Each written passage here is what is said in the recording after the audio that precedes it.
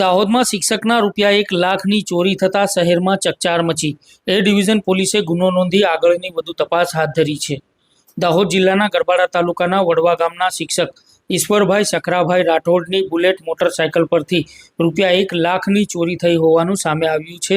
આ ઘટના દાહોદના ગાંધી ચોક નજીક બનવા પામી હતી. શિક્ષક ઈશ્વરભાઈ રાઠોડે દાહોદની SBI બેંકમાંથી તેમના ખાતામાંથી ચેક દ્વારા ₹1,00,000 ઉપાડ્યા હતા. બેંકમાંથી પૈસા લીધા બાદ તેમને SBIના ATMમાંથી વધુ ₹10,000 ઉપાડ્યા હતા.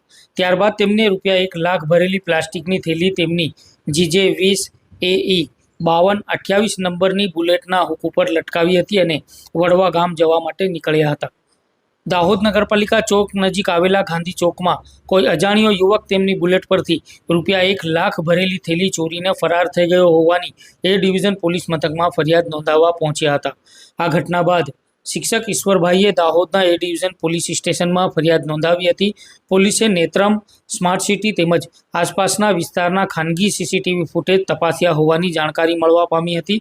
જોકે તે ઘટનાના CCTV પણ સામે આવવા પામ્યા હતા, જેમાં એક યુવક રૂપિયા ભરેલી થેલી લઈને ભાગતો જોવા મળી રહ્યો છે. પોલીસે આ ફૂટેજના આધારે આરોપીને પકડવા માટે તપાસ શરૂ કરી હોવાની જાણકારી મળવા પામી છે.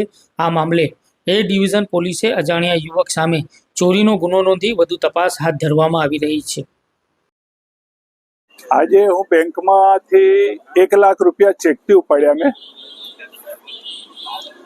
ને એમાં ચેકબુક હતી, મારી મિસિસની બી ચેકબુક, પાસબુક અને મારી ચેકબુક અને પાસબુક. ₹1,00,000 ઉપાડ્યા કેશ, નવી જ નોટો હતી. તો એ પૈસા મેં ઉપાડ્યા, પછી મેં પાસબુક ભરાવી પ્રિન્ટરમાં.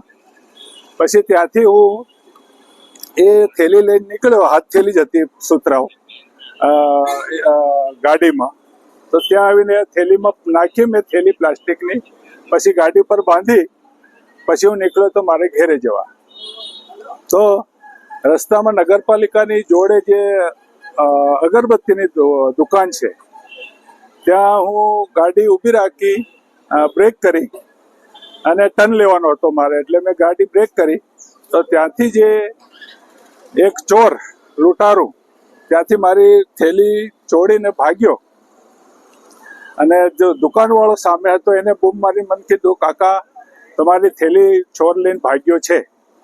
તો મેં મારી ગાડી ટર્ન કરીને પાછળ દોડ્યો, પણ એ ચાલતો જ હતો, ભાગીને આવ્યો. બાઇક નહોતી. મારી થેલીમાં ₹1,00,000 હતા કેશ અને એકદમ નવી નોટો છે.